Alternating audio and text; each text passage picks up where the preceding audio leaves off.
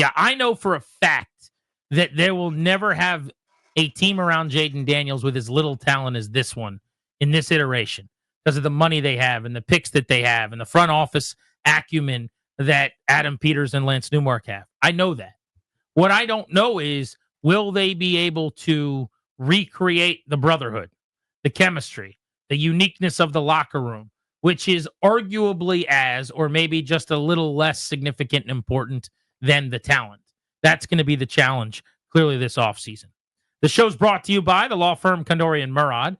As we welcome you back on Grant and Danny, they will help you update your last will and testament. They'll set up a revocable trust for you and your family. Schedule a free consultation with their estate planning attorneys today at kmlawyers.com. Tell them we sent you, and you will get a discount. That's kmlawyers.com. What did you think of Daniels in his first championship game action? Solid, if unspectacular. The bar that he set was frankly outrageous, and not just for a rookie, for anybody. Like, basically, hey, there's not that much going on here. Could you just be a superhero? Yeah, he came in the best player in the playoffs. Hockey has an award called the Conn Smythe. It goes to the guy that was the most dominant player in a postseason run. And Jaden Daniels was in the driver's seat for the Conn Smythe in the NFL. And he was not head and shoulders the best player on the field, which he was in Detroit, I thought. And you could probably make that case for Tampa, although I'm sure I'm forgetting something along the way from the Bucks. But like, he was the best player on the field probably in both games. I didn't think that was the case yesterday. No. And, you always wonder, right? You need someone that really, really knows what the play call was, what the assignment was, or whatever. Some of the sacks or some of the pressures that he faced. Was there somebody there if he was totally on time? Was it that he saw instantly that Allegretti got beat? Or was it, some truth somewhere in between? Was the drop supposed to be 5 and then he ended up going 7 and then he escaped or whatever? I get the sense, though, in general, I sort of default to him being right more often than not, based on the deposits he's put in the bank. I don't know, for 90-some% of this year. I get the sense when he was scrambling, looking downfield, running to his right, hoping and praying that somebody would come open, that nobody was. I just think Philadelphia's really good, especially at plastering the guys, covering one-on-one, limiting things. I think they guessed right an awful lot of some of the pass concepts and different stuff. Because I think Vic Fangio is great at this, quite frankly. And you don't have a guy like A.J. Brown that can just go, even if I'm covered, I'm going to uncover in a matter of seconds. It's not really who they are. So, to me, I thought he was good. I don't think it was they lost because Jaden Daniels wasn't good. I don't think that's the case at all. No, definitely not. He gave them a chance in the game. I thought he was terrific on the first drive, mostly. They went on that 17-play drive. They picked up some 3rd and 4th downs, the little out routes and things to the sideline to get to the sticks. I thought for the most part, ball placement on that drive was really sharp, and he scrambled a couple of times. A touchdown run was filth.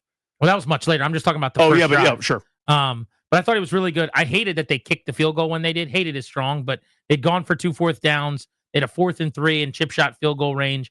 I would have gone one more time. They kicked. That's fine. Whatever. Kind of went against what they'd done, not only on that drive, but all postseason long. But I thought he was really good to start. And then I thought the rest of the first half, down the field, he got a little bit lucky. Like he overshot Terry McLaurin at one point.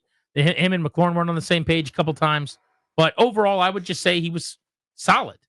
If you wanted to say he was good, no problem with that. As you said, the touchdown run was sexy. Like, that was awesome play. That was just nasty. I kind of could see around me in the crowd. I was in the press box, but like it was kind of one of those like high-pitched Chris Berman, like whoop plays. But the reaction of the Eagles fans was like shaking their head and laughing and looking at each other like, oh, that's what we've been hearing about all week. Oh, I see. That's why he's uncheckable. Yeah, the 3 guys that all went, like the world's greatest Allen Iverson crossover. It sent 3 defenders reeling and flying away, cuts back 2 different times, sort of like, jukes inside, then kind of goes back towards you just go, okay, that guy's more talented than everybody. Daniels' only touchdown pass was the 36-yarder to McLaurin, which was a perfectly thrown slant. Mm-hmm. But it was a 4 or 5 yard slant or whatever that McLaurin ran through a tackle of an all-pro linebacker, then beat a guy with speed on an angle to the end zone and ran away from Slay inside the 5 as he was trying to make a tackle. That was a tremendous effort. Yes, it was. By Terry McLaurin. But he was not involved enough. He ended up being targeted 7 times. It was one of those where like a few of those targets are what I'm talking about, where you throw the ball 20 yards too far, and he the interception was just to go try to make a play. Yeah. Exactly. There's a couple balls out of bounds that go as targets. in terms of like actual throws to him in the confines of the offense in the middle of the field or whatever, or on slants or stuff where he could actually catch it, there might have been 4, 5 tops. And after the touchdown, it was forever until he was back involved. I did not understand that. And I know we're broken records on this show, but forgive us for being correct. Like, there should just never be more than a couple of drives, Danny, because it's not like they were going 3 and out. It's not like they were punting a whole bunch. There should just never be 15, 18, 20 snaps, 6, 7, 8, 10 throws where you're not in some way looking his way. And he was just kind of a non-factor for a couple of quarters. So 3 of his 4 lowest productive games of the season, outside of like kind of the early season, so over the last like 3-4 months, all against Philadelphia. The Atlanta game where he went 1 for 7. 7 targets, 1 reception for 5 yards. You don't care about that because they scored 30 points. That's never my issue. You score points, you move the football. I don't give a damn who's got it. But when you're struggling on offense, it's the type of thing I couldn't stand. I wouldn't be able to live with myself if I didn't get McLaurin going or try to desperately, above all anything else, as your offense isn't moving the football. The other game in Philly in the middle of November, 1 for 10, and they only threw it to him twice. Yeah, if you remember, they didn't even try to throw it to him. Now that game was a bad enough offensive game that they were out of rhythm. They didn't run a lot of plays, if I remember. There were some 3 and outs. They weren't really in sync. So some of that is a factor. But every single game, when I got back to my desk at 2 a.m. and flipped on the film for the first time if I'm Kingsbury, one of my first questions is, did I try my best to involve Terry McLaurin? And you can't say yes after that game. No. And I think after this game, you can't say yes. Now, he might say, to your point, well, the Eagles do this thing where they bracket the coverage his way and they dare us to throw it to other people. So Ertz goes 11 for 100 or so Diami gets looks. And if that's the case, that's fine, but someone else then has to eat. Ertz did. Nobody else did.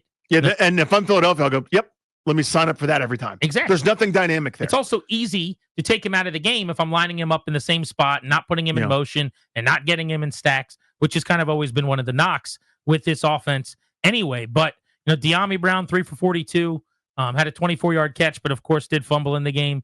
Zaccheaus, everything he caught was early and around the line of scrimmage.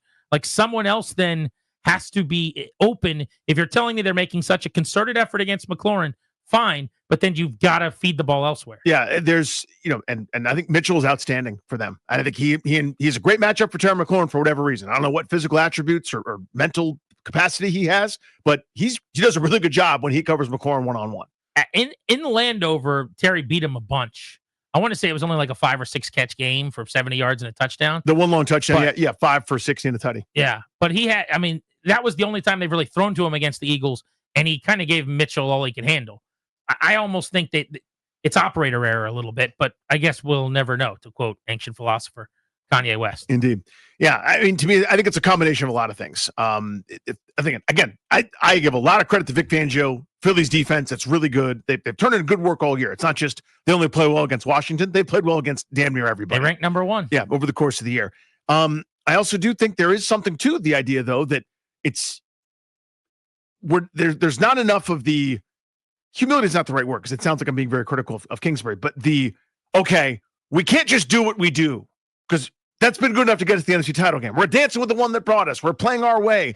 There's got to be some acknowledgement here, some deference to the opponent where I go, you know what? The normal way isn't getting McLaurin going enough. His touchdown catch, by the way, a slant when he was on the right side, going up against Darius Slay, not the left side. So if I need him to be on the right side, let's just flip every formation, every alignment or whatever until they do something about it. Or as you said, stack, motion. Where's my pop pass to McLaurin? Why is it only reserved for, Diami Brown once a game or Lamine Zaccheaus once a game or Crowder? Let's do that. Something else to get him more involved.